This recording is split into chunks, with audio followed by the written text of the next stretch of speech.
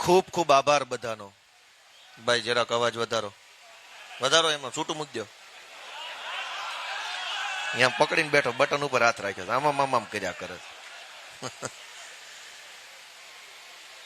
ચૂંટણી પ્રચારના આ છેલ્લા દિવસે ખૂબ ઉત્સાહ સાથે અહીંયા ઉપસ્થિત આપ સૌ, અમારા વડીલો, અમારા આગેવાનો, અમને ઘડવા વાળા, અમને મોટા કરવા, અમને રાજનીતિમાં લાવવા વાળા સૌ વડીલોને હું પ્રણામ કરું છું. સૌનો હું ખૂબ ખૂબ આભાર વ્યક્ત કરું છું. આજે આ છેલ્લો દિવસ છે. અમારે જે કંઈ કહેવા જેવું હતું એ અલગ અલગ સભાઓના માધ્યમથી અમે કહી દીધું. એટલે આજે રાજકીય રીતે કહેવા જેવું કાંઈ નહીં, પણ સમજવા જેવી 4-5 વાતો મારે આ વડીલો સમક્ષ એક છોકરા તરીકે મૂકવી છે. કે કોઈ પણ કામ હોય, ચાહે આમ આદમી પાર્ટીની આ સભા કરવાની હોય, કે આખું શહેર બનાવવાનું હોય, કે દેશ બનાવવાનો હોય, કે કાંઈ પણ કરવાનું હોય, તો એમાં સૌથી પહેલું આવે આયોજન. આયોજન વગર કોઈ કામ ક્યારેય શક્ય બને નહીં. આ સ્ટેજ કેમ લાગશે, આમના મોઢાનું સ્ટેજ લાગશે, ઉલકોરથી સ્ટેજ લાગશે, ખુરશી ક્યાં મૂકશો, સાઉન્ડ ક્યાં મૂકશો, કેટલી પેટી ક્યાં મૂકશો, બેનર કેમ લાગશે, લોકો ક્યાં ઉભા રહેશે, માઇક ક્યાં હશે, કેમેરા ક્યાં હશે, બધું આયોજન છે.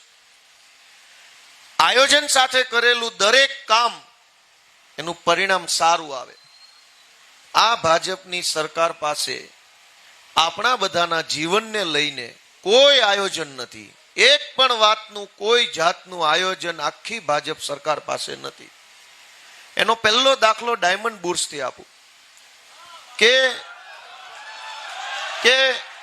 હું 2000 ને મને પાક્કું યાદ છે, 2008-9ના વર્ષમાં ભાવનગર નિર્મળનગર માધવ રત્નમાં હું બેસતો હતો ઓફિસમાં, અને માધવ રત્નની તરત બાજુમાં મહાલક્ષ્મી પાર્ટી પ્લોટ હતો એ વખતે, ને એની અંદર નરેન્દ્ર મોદીની ચૂંટણી લક્ષી સભા થયેલી.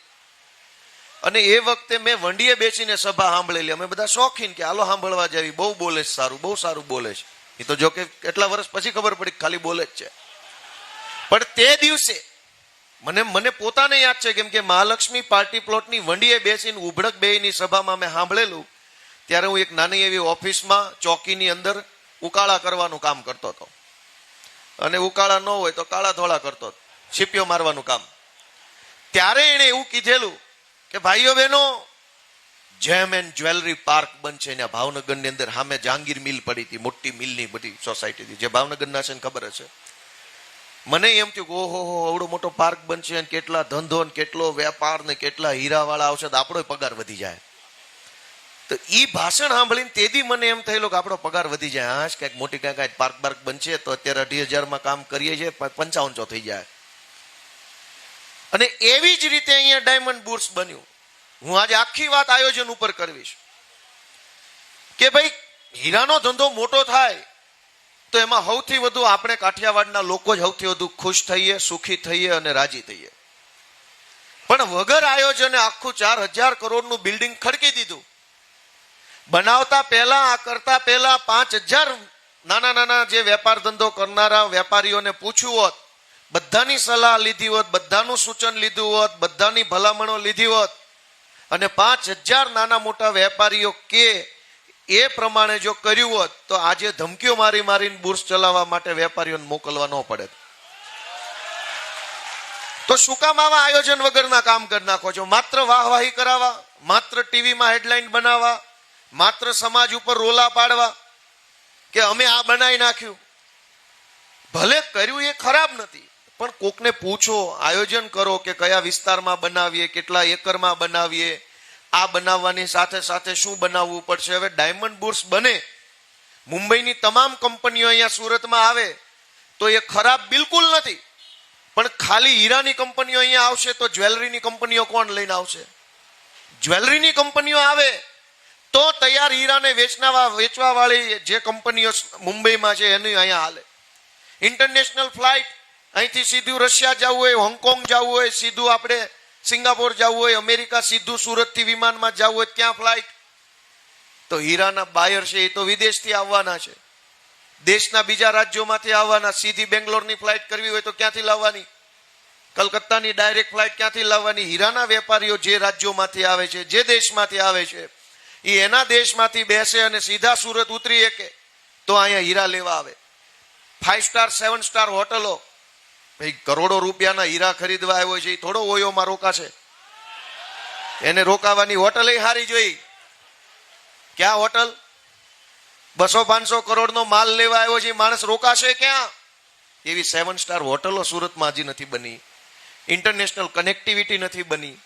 જ્વેલરીનું કામ કરતી દુનિયાભરની જે બેસ્ટ કંપનીઓ છે, TBZ છે ને ZH કે કેવી કરી ખબર નહીં કને કંપનીઓ, મારો તો ધંધો નથી આ, એ બધી કંપનીઓ ક્યારે અહીંયા આવશે?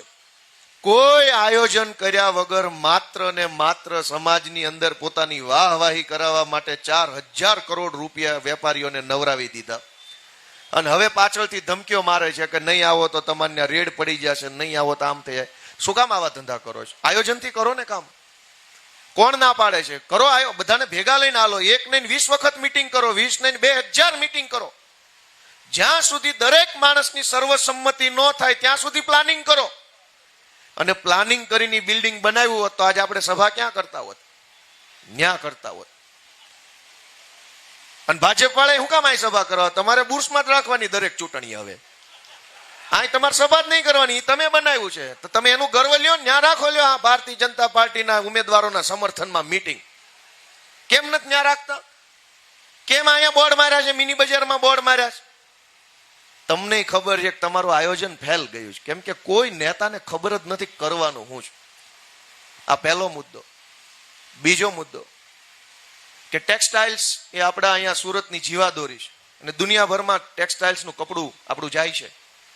અને એવા પ્રકારના કપડાનું અહીંયા બધા વેપારીઓ, આપણા બધા મહેનતુ માણસો મહેનત કરીને એવું કપડું બનાવે છે, એવી ફેબ્રિક બનાવે, એવી ડિઝાઇનો લઈ આવે, એટલું બધું મગજ દોડાવે છે કે એકની એક ડિઝાઇન 1 મહિના પછી જૂની થઈ જાય. એટલી આપણે નવી ડિઝાઇનો લઈ આવીને દુનિયાને આપીએ છીએ.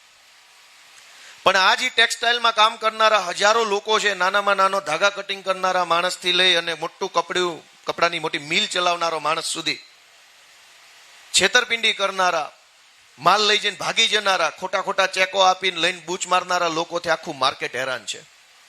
મુખ્યમંત્રી અહીંયા આટા મારે છે, ગૃહમંત્રી આ ગામના છે, પ્રદેશ પ્રમુખ પહેલા અહીંના હતા, અહીંયા બીજા 2-3 મંત્રી આવ્યા, બધાય આવ્યા. કોઈ કહેતું કેમ નથી કે આ છેતરપિંડી કરનારા, ઉઠમણું કરનારા લોકોથી રાહત અપાવવા માટે ભાજપ પાસે શું આયોજન છે? હીરાના ધંધામાં અનેક વખત એવું થાય છે, સ્પેશિયલ આયોજન પૂર્વક ઉઠમણું કરવા બેહે, 6 મહિના માલ લે, અડધું પેમેન્ટ આપે ને પછી કે બાપા સીતારામ. પોલીસ સ્ટેશન અરજી આપતા રહેવાની. પોલીસ તમને ધમકાવે, બિલ લાવો ને કાચી ચીઠી ને પાકી ચીઠી ને. અલ્યા ભાઈ, બધી ચીઠીઓ હોય તમારી પાસે થોડા આવ્યા હોય? તો હીરાના ધંધામાં અને ટેક્સટાઇલ્સના ધંધામાં ઉઠમણું કરનારા, છેતરપિંડી કરનારા, ચેકો આપી અને ખોટા વહીવટ કરનારા, પછી કે ચેક રિટર્નનો કેસ 10-10 વર્ષ કોર્ટમાં હાલે અને છેલ્લે કાંઈ મળતું નથી. અવડી મોટી સરકાર પાસે કોઈ આયોજન નથી કે હીરાનો કે ટેક્સટાઇલનો વેપારી શાંતિથી વેપાર કરી શકે. એ માટે તમે શું કરવાના છો? કોઈ આયોજન જ નથી, કોઈને કાંઈ ખબર નથી. બસ માત્ર વિકાસ વિકાસ વિકાસ. કોનો? ઉઠમણું કરનારાનો. ધંધો કરનારાનો તો ક્યાં આમાં વિકાસ થવાનો? આખા સુરતમાં સૌથી વધુ કેસ જો કોઈ હોય તો ચેક રિટર્નના કેસ છે. મારી વાત સાચી છે ખોટી? અનેક લોકો તારીખો ભરે છે, ચેક આપીને માલ લઈ જાય, પછી કે રિટર્ન થયો. આ પરિસ્થિતિને બદલવાનું આયોજન એક પણ નેતા પાસે નથી. પહેલો મુદ્દો થયો આપણો ડાયમંડ બુર્સનો. બીજો મુદ્દો આ ઉઠમણું કરનારાનો. ત્રીજો મુદ્દો કે આ આખું કતારગામથી કામરેજ સુધીનો વિસ્તાર જે છે, અને પેલી બાજુ લિંબાયતમાં, ઉધનામાં, ભાટેરનામાં, ત્યાં આ જ પરિસ્થિતિ. હજારો મકાનો ફાઇલો વાળા છે, હજારો મકાનો સોસાયટીઓ એમના અધરો અધર છે, ક્યાંય એનું કાગળ જ નથી કોઈ જગ્યાએ. વાત સાચી છે ખોટી?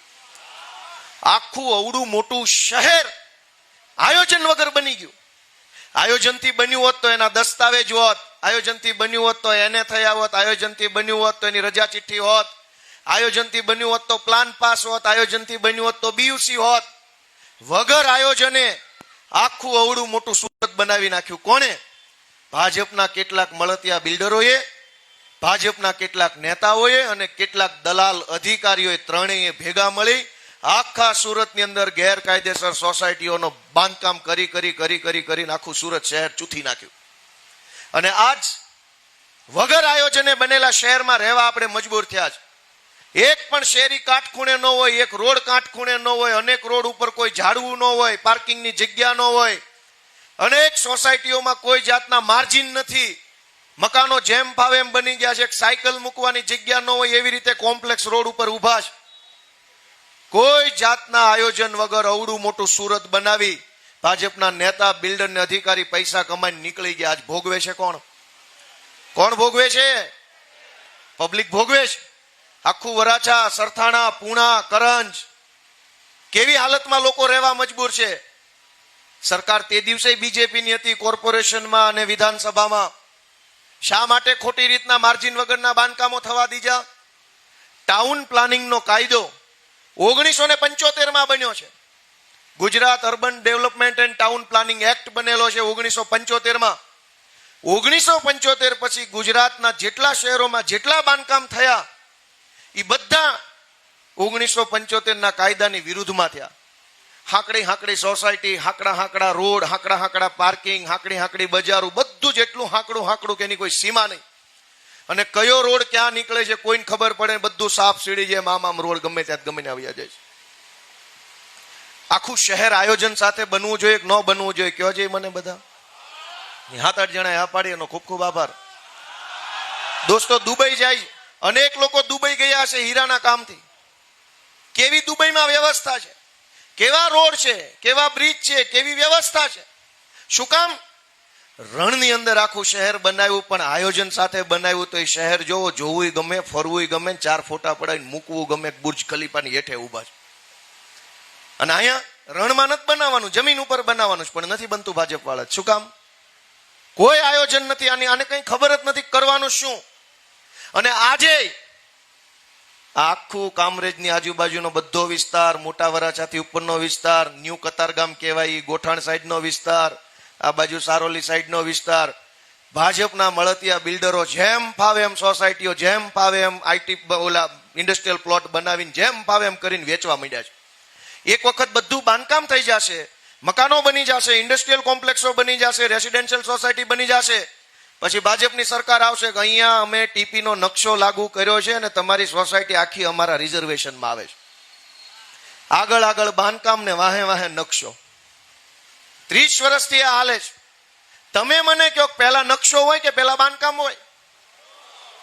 આ લોકોને 10 વર્ષ પાછળ નકશો ને 10 વર્ષ આગળ બાંધકામ. અને બધા બિલ્ડરો ભાજપની સાથે સંકળાયેલા કેટલાક લોકો પૈસા આપે છે, ધરાય ધરાઈને ભાજપના માણસોને અધિકારીઓને મન ફાવે એવું બાંધકામ કરી નાખે.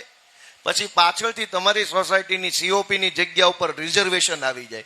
તો કાકા, તારો નકશો પહેલા લઈને આવવો હતો ને, બિલ્ડર જયારે બાંધતો ત્યારે એને રોકી લેવો હતો ને. અમે 5 લાખ રૂપિયા 50 લાખ રૂપિયા ખર્ચીને મકાન લીધું અને હવે તને હું જોઉં અમારી સોસાયટીમાં રિઝર્વેશન. બિલ્ડરે જેથી બાંધકામ કર્યું ત્યારે કેમ તું તારું રિઝર્વેશન લઈને ન આવ્યો? તો અમે આ સોસાયટીમાં મકાન ન લેત. વાત સાચી છે કે ખોટી છે? દોસ્તો, કોઈ આયોજન નથી આ લોકો પાસે. કોઈ આયોજન નથી, કોઈ વાતનું આયોજન નથી. આજ આપણે આખા કાઠિયાવાડના માણસો સુરતમાં સુખી થયા હોય ને, તો એના પાયામાં આપણું 50 વર્ષનું આયોજન હતું ને, એટલે અહીંયા પહોંચ્યા છે. આયોજન વગર જીવ્યા હોત ને તો આજ ન પહોંચ્યા હોત. અહીંયા પહેલી પેઢી, બીજી પેઢી જે સુરત આવી એ આયોજનથી જીવી, કે કેટલા પૈસા કમાશું, એ શેમાં રોકશું, શું કરશું, બધું જ આયોજનથી આખો સમાજ જીવ્યો તો અહીંયા પહોંચ્યા. આપણી સરકાર પાસે કોઈ આયોજન નથી. ચોથી વાત સાંભળો છો બધા કે સન્નાટો કેમ થઈ ગયો? તડકાનું કઈક ગમે એ સારું. અમારી તો પાર્ટી ગરીબ છે, ન કરે બધાને શરબત પીવડાવે. પણ સારું અમારી પાસે કઈ છે નહીં. હું ગમે કેવું વિટામિન ડી ખવડાવીએ મફતમાં. ચોથી વાત કે લોકસભામાં, અને હું આ કઈ રાજકીય વાત નથી કરતો, હું આયોજનની જ વાત કરું છું માત્ર. અને તમે વિચારજો કે આયોજન હોવું જોઈએ કે ન હોવું જોઈએ. કોઈ પણ વાતનું લગ્ન જેવું લગ્ન કરતા હોય ને તોય 2 મહિના અગાઉ આયોજન હાલતું હોય. આ શહેર બનાવવાનું છે, કાંઈક તો આયોજન આમાં નહીં આવતું હોય. લોકસભામાં અમિત શાહે હમણાં પરિસીમન વિધેયક, અંગ્રેજીમાં ડિલિમિટેશન બિલ રજૂ કર્યું. અને એમાં એને એવું જાહેરમાં લોકસભામાં ઉભા થઈને અમિત શાહે કીધું કે દેશમાં જનસંખ્યા બહુ વધી ગઈ છે, પણ જનસંખ્યાના પ્રમાણમાં નેતા નથી, નેતા ઓછા પડે છે, ઘટે છે સેવા કરવા વાળા. એટલે 542 સાંસદો જે છે એની સંખ્યા વધારીને 850 કરવા માંગે છે. આવું બધા સાંભળ્યું કે ન સાંભળ્યું? સંખ્યા વધી તો અમિત શાહને એમ લાગે છે કે નેતા વધારવા પડશે, પણ અમિત શાહને કે એની આખી ભાજપને એવું નથી લાગતું કે સંખ્યા વધી છે તો 10 સ્કૂલો પણ વધારવી પડશે, કોલેજો વધારવી પડશે, એવું નથી લાગતું. નેતા વધારવાના જ. હજુ તો આ 542 જણા આપણી સેવા કરવામાં પોગતા નથી, એ લોકો થાકી જાય સેવા કરી કરીને, એટલે હજુ વધારવાના જ. સેવક ઓછા પડે. કોક તો ભાજપ વાળાને ક્યારેક તો પૂછો કે હું ધંધા આદર્યા છે તમે. 542 માંથી 850 સાંસદ સભ્યો કરવા છે એટલા માટે કે સંખ્યા વધી ગઈ દેશમાં લોકોની. તો કોલેજ કેમ ન વધી? સંખ્યા તો વધી છે તો વરાછામાં કોલેજ બનાવો, એક કતારગામમાં બનાવો, એક કામરેજમાં બનાવો, એક પૂણા સાઈડ બનાવો ને એક વેલંજામ બનાવો. સંખ્યા ન્યાય વધી છે. ભણવા છોકરા જવાનું તો ઘેટા બકરા પૂર્યા હોય એમ બસોમાં લબડતા લબડતા જાય છે. ન્યા અમિત શાહને કે એની પાર્ટીને, એક સંઘવીને, એક પાટીલને નથી લાગતું કે સંખ્યા વધી છે તો ઝોન વાઇઝ એક કોલેજ બનાવી દઈએ તો છોકરા લબડતા લબડતા ભણવા ન જાય પણ આત્મસન્માન સાથે ભણવા જાય.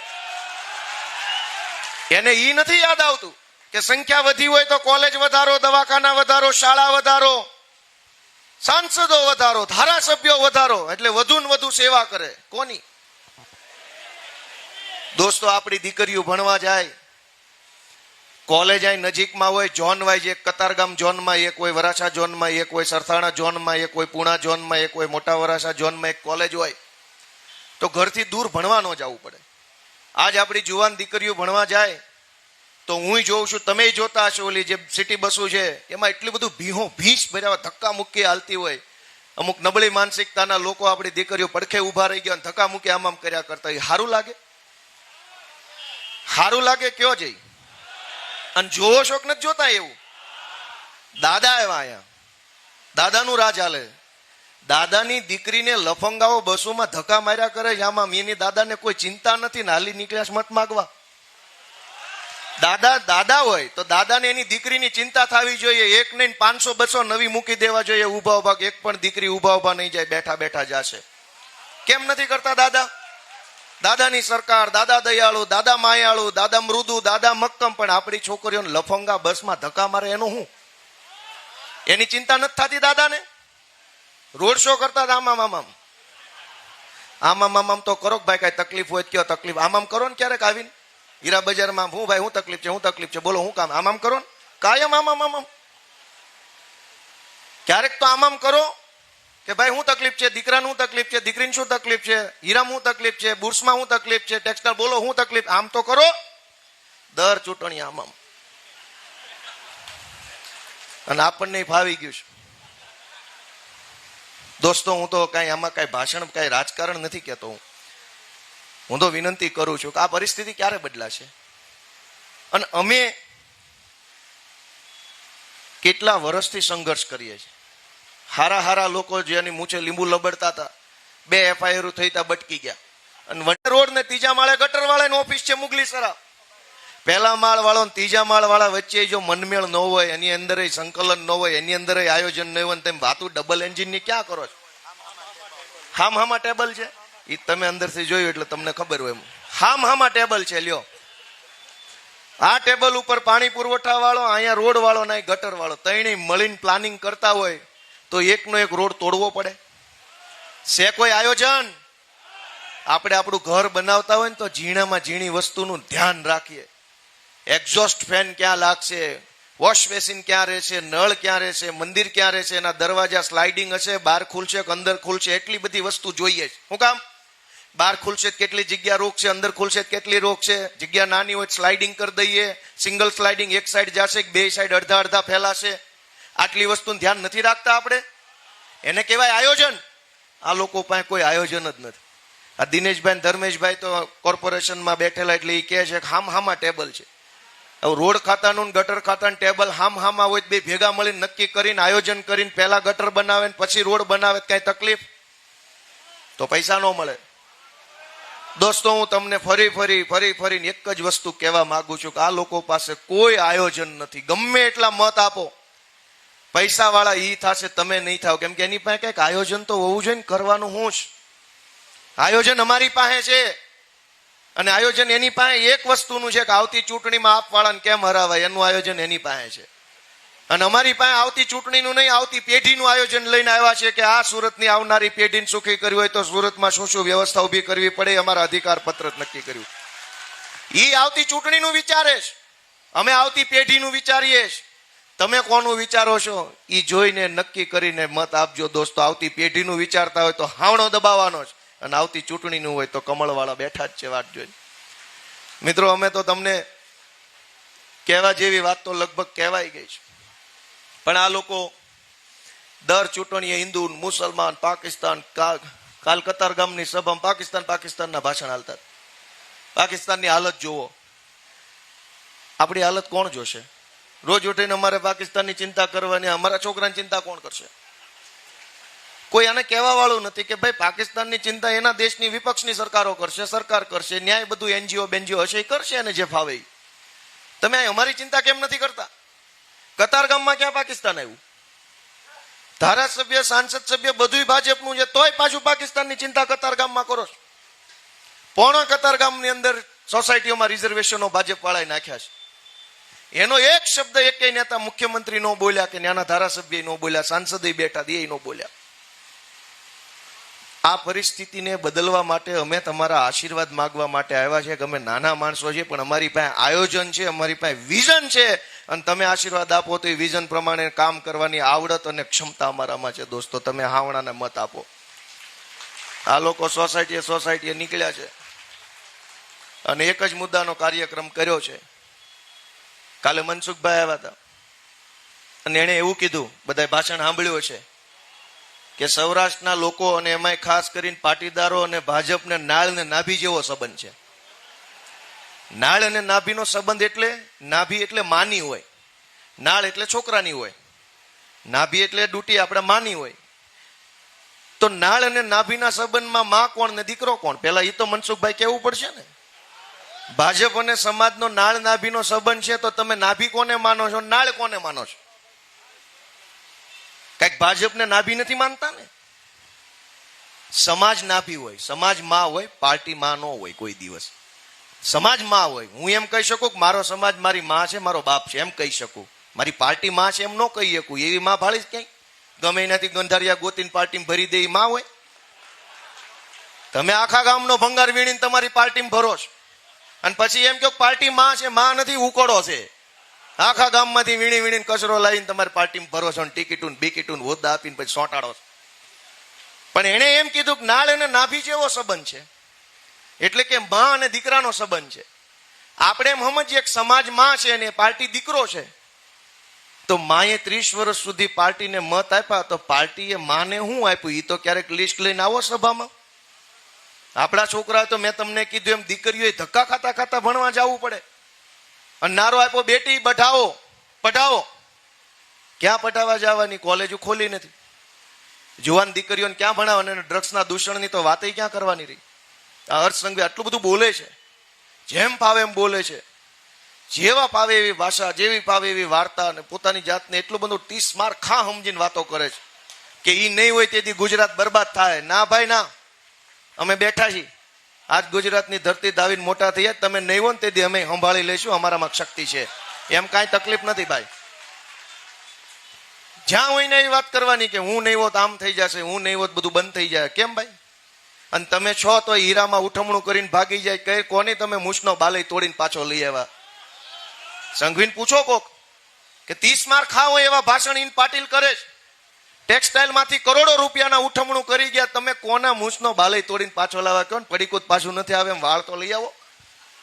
વાળ પાછો નથી આવે એમ તમારાથી. અને વાતું એવી કરવાની ગુજરાતમાં એની સરકાર હશે તો જ બધું સુખ શાંતિ આવશે, નહીતર બરબાદ થઈ જશે. મિત્રો, આપણે જાગવું પડશે કે આ સંઘર્ષ કરનારા લોકો જે વધ્યા છે, અમે રસ્તો નથી બદલ્યો, અમે પાર્ટી નથી બદલી, અમે ડર્યા નથી, જેલની બીકે અમે એની હારે સરેન્ડર નથી થયા. ખુલ્લેઆમ કીધેલું છે કે તમારામાં જે ક્ષમતા હોય એ ક્ષમતા અમારી ઉપર વાપરી લેજો, પછી બચી જાવી ને તો પછી હંતાઈ જાજો પાછા. તમે તમારી બંદૂકમાં દમ હોય તો અમને ગોળી મારી દેજો, પણ તમે ગોળી માર્યા પછી ગોપાલભાઈ જીવી જાય ને તો હામાં ન મળતા મહેરબાની કરીને ક્યાંય. એ બી જતા હોય એ બીજા ભાઈ, અમે શું કામ બી જાય? અમે ક્યાં ખોટું કર્યું છે? અમે ક્યાં એવા ખોટા પાપ કર્યા છે? અને એટલે હું સમાજના લોકોને, હવ આગેવાનોને, વડીલોને વિનંતી કરું છું કે એક વખત અમને આયોજન કરવાની તક આપો. અમે સરકારમાં નહોતા, વિરોધ પક્ષમાં હતા, તોય એવડું આયોજન કર્યું કે અત્યારે આખા સુરતમાં કોર્પોરેશન સંચાલિત 50 બેડની હોસ્પિટલ ચાલુ કરવાની ફરજ પડી. અને એ સુરતના કોઈ ઝોનમાં નહીં, માત્ર વરાછા ઝોનમાં 2 હોસ્પિટલ ચાલુ થઈ. કોઈ ઝોનમાં નહીં. સુરતમાં સંઘવી રહેશે ત્યાંય નહીં, પાટીલ રહેશે ત્યાંય નહીં, ધારાસભ્યો રહેશે ત્યાંય નહીં. માત્ર તમે જ્યાં હાવણાનું બટન દબાવ્યું એ વરાછા વોર્ડમાં 50 બેડની 2 નવી હોસ્પિટલ મંજૂર થઈ ગઈ છે. અને પૂર્ણાની તો ચાલુ થઈ ગઈ. દોસ્તો, એને કહેવાય આયોજન. સંઘવી રહેશે ત્યાં નહીં, તમે રહ્યો છો ત્યાં ચાલુ કરી. કોને કરી? તમારા એક મતના કારણે શક્ય બન્યું. અમે મહાન નથી, તમે મત આપ્યો તો અમારાથી કામ થયું. આ સુરત મહાનગરપાલિકા આજકાલ કરતા 100 વર્ષ થઈ જાય આ મહાનગરપાલિકા બની. એને આ આઝાદી પહેલાની મ્યુનિસિપલ કોર્પોરેશન છે. આઝાદી સમયે જ્યારે નવી મહાનગરપાલિકા બની ત્યારે એનું શિક્ષણ સમિતિનું બજેટ જે હોય તે XYZ રકમ હશે, 50 લાખ, 20 લાખ, 10 લાખ, 5 લાખ જે હોય. બજેટ વધતા 1935 થી લઈ વધતા 2021 સુધીમાં 500 કરોડ રૂપિયા બજેટ હતું શિક્ષણ સમિતિનું. અને ત્યાર પછી તમે બધાએ હાવણો દબાયો, ઝાડુને મત આપ્યા. અમારા રાકેશ હીરપરાની આગેવાનીમાં શિક્ષણ સમિતિમાં અમે લડાઈ લડ્યા. માત્ર છેલ્લા 5 વર્ષમાં 500 કરોડથી બજેટ વધીને 1200 કરોડ રૂપિયા અત્યારે થઈ ગયું છે. એટલે કે 600 કરોડ રૂપિયા છેલ્લા 5 વર્ષમાં શિક્ષણ પાછળ વધ્યા. એનું પરિણામ શું આવ્યું કે આજ કોઈ ભાજપ વાળો મને ખોટો પાડી દે તો આ ચાલુ ચૂંટણીમાંથી રજા લઈ લેવી છે. હવે મારે પ્રચાર જ નથી કરવો. જો હું બોલું એ ખોટું પડે તો હમણાં બોલું કે આજ આખા સુરતમાં માત્ર ને માત્ર વરાછા વિસ્તારની સરકારી શાળાઓ 100% ડિજિટાઇઝ થયેલી છે. 100% ડિજિટલ પેનલો, સ્માર્ટ બોર્ડ લાગેલા છે માત્ર વરાછામાં. હર્ષ સંઘવી જ્યાં ધારાસભ્ય છે એની તમામ સરકારી શાળાઓ 100% ડિજિટલ નથી. 1 રૂમમાં કે 2 રૂમમાં સ્માર્ટ બોર્ડ લાગ્યા છે. સુરતમાં વરાછા વિસ્તારમાં આમ આદમી પાર્ટી જીતી, એની તમામ સરકારી શાળાના તમામ ક્લાસરૂમમાં સ્માર્ટ બોર્ડ, ડિજિટલ બોર્ડ લાગી ચૂક્યા છે. કારણ કે તમે હાવણો દબાવ્યો હતો. પાટીલનું ઘર જે વિસ્તારમાં છે એની એક પણ સરકારી શાળા 100% ડિજિટલ નથી. જ્યાંથી કતારગામના ધારાસભ્ય રહે છે ત્યાં 100% ડિજિટલ શાળા નથી. જ્યાં હાવણો દબાવ્યો ત્યાં 100% ડિજિટલ શાળાઓ ચાલુ થઈ ચૂકી છે. કારણ કે તમે અમને મત આપ્યો. સરકાર એની હતી છતાંય આ થયું. અને મારી વાત આ ખોટી હોય તો કોઈ પણ ભાજપ વાળા આવી જાય ને મને ખોટો સાબિત કરી દે તો આપણે માઇક મૂકી દેવું નથી, વાત જ કરવી. હવે દોસ્તો, આયોજનથી કામ કરીએ તો અનેક કામ થઈ શકતા હોય છે, પણ વગર આયોજને એમ નામ જીકમ જીક જે ચૂંટણી આવે એમાં લાવો મત એક જ મુદ્દાનો કાર્યક્રમ. મુખ્યમંત્રી સાહેબ આવ્યા, મેં એને 5 મુદ્દાની રજૂઆત કરી, વિડીયો બનાવીને મૂક્યો તો ફેસબુકમાં. કોઈ જોયું હતું કે ભાજપ વાળા તમને સાચું નહીં કે?